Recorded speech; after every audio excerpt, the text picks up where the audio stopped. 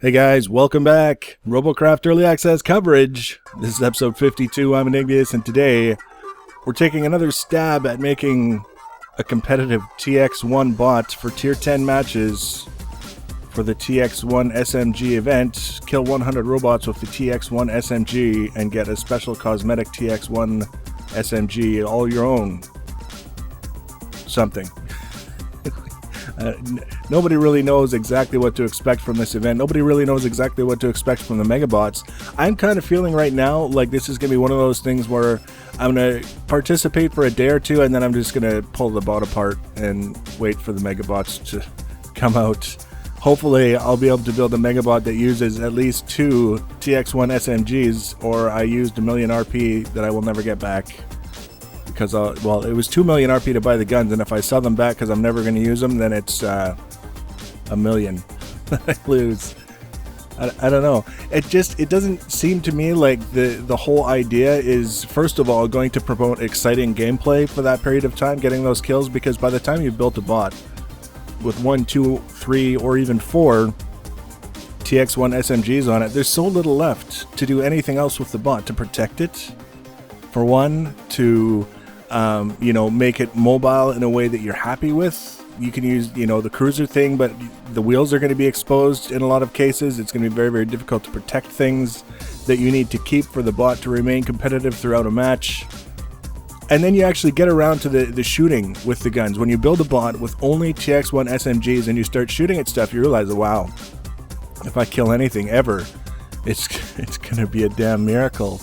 Now, it was clarified by one of the developers that the kill shot that counts towards the total of 100 kills to get the special TX1 SMG when Megabots are officially launched has to come from a TX1 SMG. You can't just have a TX1 SMG on your bot and do all of your killing with other tier 10 weapons, most likely the tier 10 SMG. I've never tried having other weapons on it, but you get the idea. You can't do your killing with a tier 10 SMG and have it count towards the 100 bots.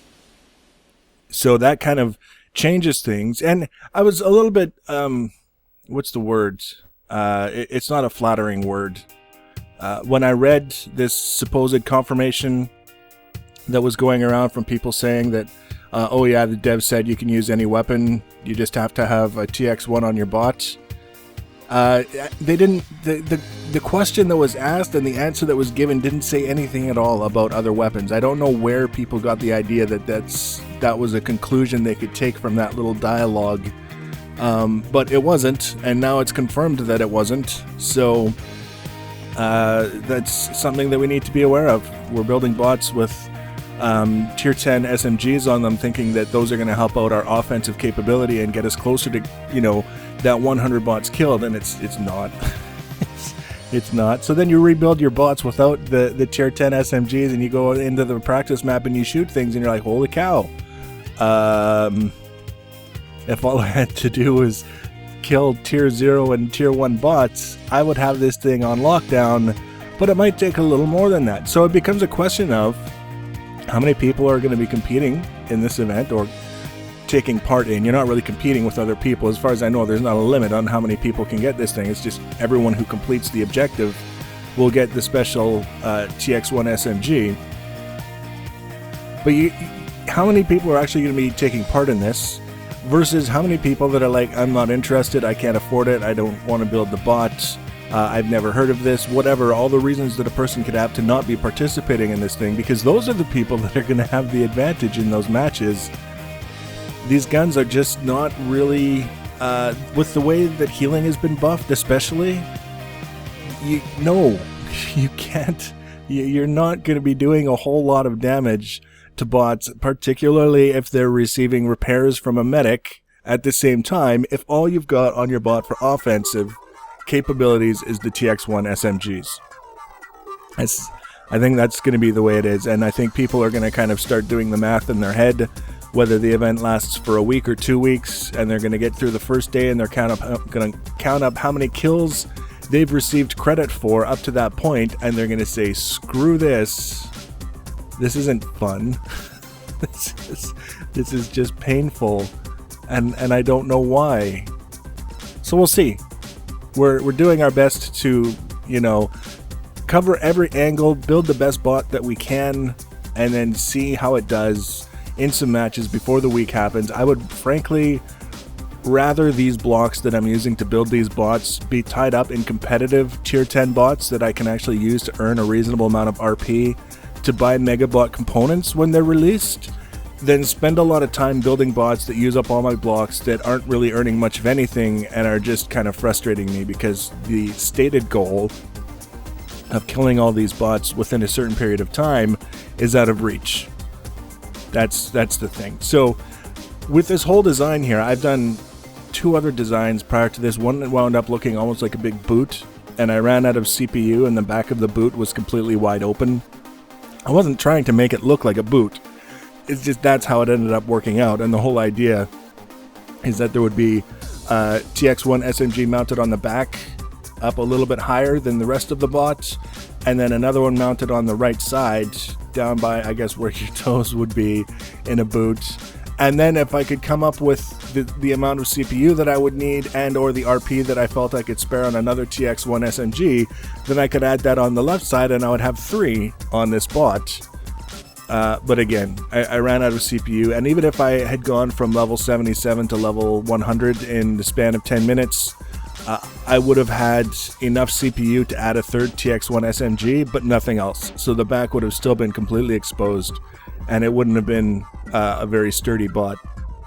The other one that I built, it was another asymmetrical design, and again I ran out of CPU trying to build it. And it was one of those things where you run out so early in the process that there's really no way you can rework it in a way that you're happy with. So this time around, I decided to go for as simple as I could manage. I want it visually really, really straightforward. I want it so that the guns are very, very easy to keep on track. You don't have to worry too much about one shooting the back of the other without having to tie up a bunch of extra blocks and changing the elevations of the gun so that one can shoot over all these other things.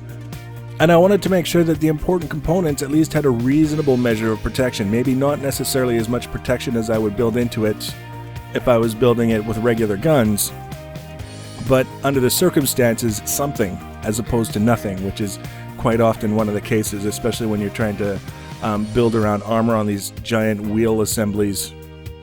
So here we're using a lot of white blocks as temporary forms, so to speak. It's a lot easier in a lot of cases when you're working with prisms if you can set up something like that so you could place the prism against something and not necessarily have to worry about placing temporary blocks individually, each single block that you're trying to place. So you build up these forms around it, and then everything goes faster, everything goes much more smoothly.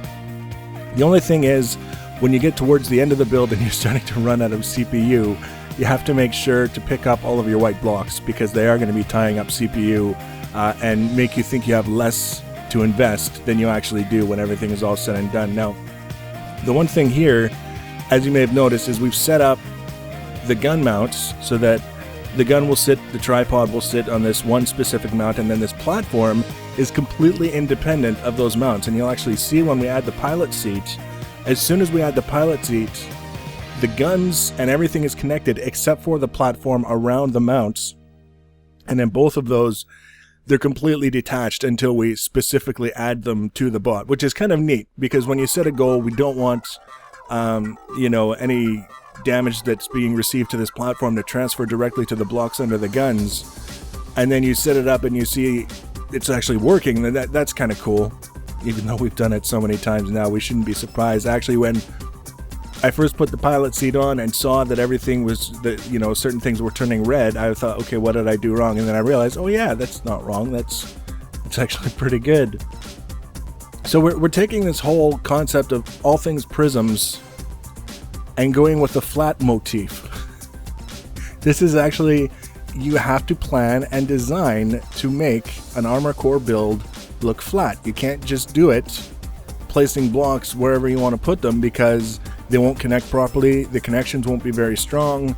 There's all kinds of things that can go wrong. To do it right, you actually have to invest a little bit of time and thought, which is good. There's absolutely nothing wrong with that. So that's what we've been doing. We're going to have these flat platforms, and then the section that's going to have the spine and the wheels and the pilot seat is also going to be flat, almost like the deck of an aircraft carrier. Thus the name of the bot, huge deck.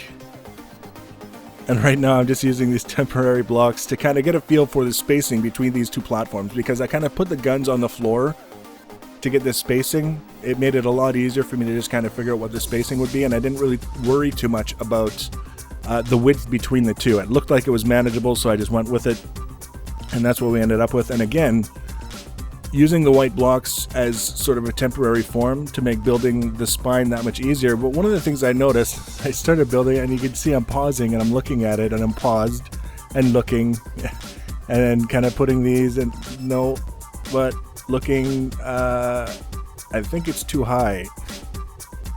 So then the nice thing about it is, realistically speaking, it might look like a bunch of extra steps, but adding all these white cubes is very, very quick. It doesn't take a long time, and it didn't take a long time to build the pieces that we put on. So we adjusted it downwards a little bit, and now we can do this. Now the spine is twice as wide as it normally is. And again, this is just kind of looking at what we've been doing up to this point and saying we need something that's stronger with fewer components. How can we make that happen? Well, we can double the width of the spine, for one, and that's going to give us a little bit of extra breathing room, a little bit of protection from plasma. We'll be able to soak more damage without having the spine severed, which is kind of one of the problems that we had with the previous build that we showed here, is the spine would just basically get cut in half, and then that was the end of it. It was you either waiting to be healed, or you could drive forward and back, and maybe you had a couple guns left, but it was just not a good scene. So we want to build it out a little bit more and not have to go crazy to do it, not have to spend, obviously it's twice as many blocks to make it twice as wide, but it's not as elaborate as it could have been if we were to try and do something like this with any of our other builds where we've only got the spine one wide and we're trying to add around it instead of just making it wider. I think I'm going to start trying builds with the spine 3 wide, because I like it when it's an odd number. The pilot seat goes in the middle, and then everything is nice and balanced and it looks symmetrical and all that for the spine anyways. And 3 wide might make for a stronger bot. We can mess around with it. We're still on the anti-symmetrical kick. Even though things are kind of symmetrical, just opposite corners, it's still, there's that little bit of asymmetry that adds a little bit of visual interest, and we want to kind of explore that for at least a while anyways. But that doesn't mean that we have to do crazy funky things with the core of the bot just for the sake of being different. If we know that we can come up with something that's really strong and robust regardless of what it looks like, we can build around it and make it look cool on the outside and just have the tried and true methods in the underneath. And now here we're just trying to figure out how we can connect everything so that we've got good strong connection from the platform, actually from the tripod that the gun is sitting on, to the spine, twice as wide as normally we would have for that kind of connection.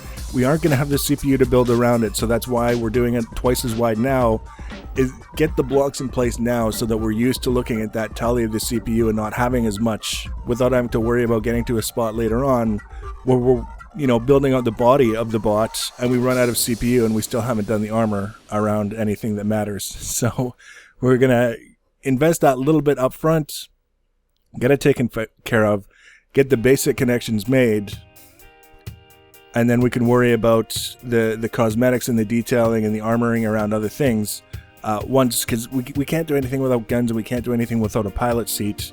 And everything that we've done now is literally to give ourselves a place to put the guns and then have the 2 guns connected together so that we can put wheels and a pilot seat somewhere in between and make the bot work.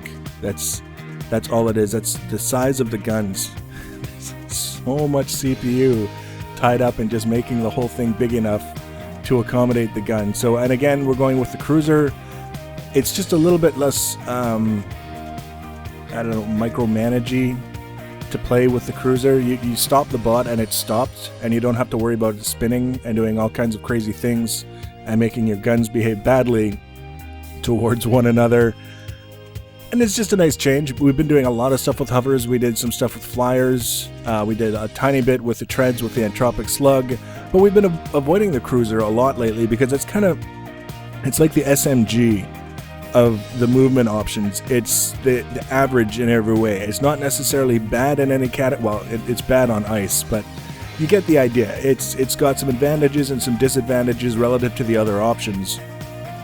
But it's a pretty straightforward way to get things done. Now, this is just a temporary place that we're setting up to put our driver's seat on. We're actually going to recess the driver's seat lower, and this is what I was talking about. As soon as we put the driver's seat on, the platforms turn red because everything else was connected except for the platforms. So that was kind of neat once I realized that no, I hadn't done something wrong and this is exactly the way it's supposed to work if we did it right. So that's what we're going to do. We're going to connect the platforms. We're going to take it for a run on the practice map. The next episode, we're going to put the deck on the top of the spine, finish it off, get it into a couple matches, and then we're gonna, while we're waiting for this event to happen, we're gonna get onto another build of some sort for a tier 10 bot. I don't know exactly what yet, but we've got all these blocks tied up. In this, we've got enough for maybe one extra bot for tier 10 that we can use for RP, and then hopefully this event will come and go, and we'll be into the megabots, and that'll be fantastic. So if you want to be notified when I add new videos, as always, you can subscribe to my channel and or follow me on the social media. Links for social media in the information section below the video. Please do leave your comments and feedback. Thanks for watching, guys, and take care.